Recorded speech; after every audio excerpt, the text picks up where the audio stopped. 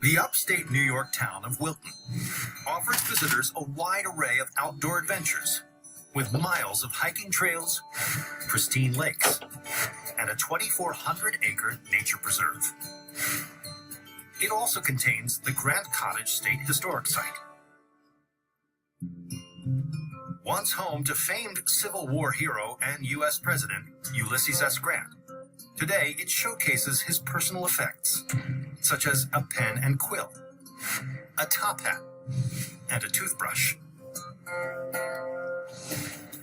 But one unusual item in the collection was used by Grant in his darkest hour. It's shaped like a cylinder, and it certainly appears to be very old. It has a cork stopper at the top. The liquid inside is nearly clear, and at the bottom, there's a crystalline kind of sediment. This incredible elixir was used in an epic life-or-death struggle that took place in this very building. Without this medicine, Grant might not have lasted as long as he did, but it allowed him to win his final battle. It's the early 1880s in New York. A few years after his successful two-term presidency, Ulysses S. Grant is enjoying a life of leisure and renown. Grant had just come back from a 30-nation world tour, and he was the most famous American alive at that point. But his world is about to come crashing down. One day, he learns that an investment he has made has gone bad. Grant discovers that a financial house where he had placed his life savings has gone belly up. Grant put just about everything he owned into it, roughly $200,000 at the time, which was a tremendous amount of money. But it turned out to be more like a Ponzi scheme, and he lost everything.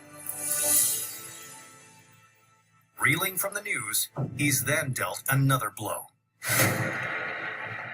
He experienced a tremendous pain in the back of his throat.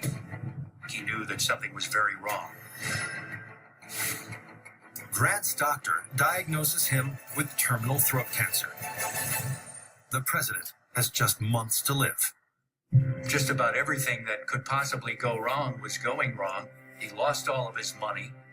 He now had lost his health.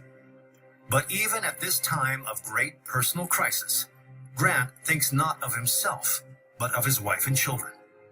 And Grant would be leaving his family destitute.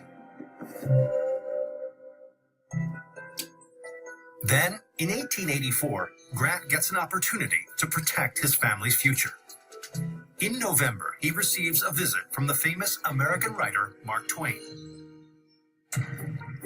The novelist has recently formed a publishing company and wants to print what he thinks will be a surefire hit, Grant's autobiography. Mark Twain believed that this was going to be a big moneymaker, that there was a big market for the memoirs of the man who had saved the Union. Twain offers Grant 75% of the profits. But most importantly, Twain promises to continue paying Grant's family for as long as the book keeps selling. It's a deal Grant can't refuse. As soon as Grant accepted Twain's offer, he began writing the first volume. Grant begins writing, but as the pain from his cancer grows, he struggles to keep going. It will take a miracle for him to finish his memoirs before time runs out. Grant's illness was a kind of war, and he needed to find a weapon to be able to win that war.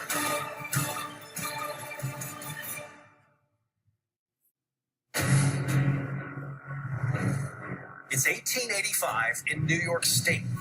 Former President Ulysses S. Grant is penniless and dying. The only way to save his family from financial ruin is for Grant to finish his autobiography before he passes away. So, can he do it? One day, Grant's doctor comes to him with a miracle drug to soothe his pain: cocaine. The drug is used by clinicians as an anesthetic, and Grant's doctor thinks it's the president's only chance for relief. The physician mixes the cocaine with water to create a diluted solution. the leftover of which is now part of the collection at the Grant Cottage State Historic Site. His doctors brushed it onto the back of his throat, and the cocaine was effective in numbing the pain. On July 18, 1885, Grant finishes writing his monumental 600-page autobiography. 5 days later, at the age of 63, the former Civil War general and U.S. president loses his fight against cancer. But his celebrated legacy lives on. The personal memoirs of Ulysses S. Grant sells over 300,000 copies, and the proceeds leave his family with a fortune, thanks in part to a miracle drug called cocaine. Grant helped save the country, and this water helped him save his family. Today, this elixir is on display at the Grant Cottage State Historic Site in Wilton, New York. It recalls one of America's greatest warriors and the final battle he waged to tell his own story.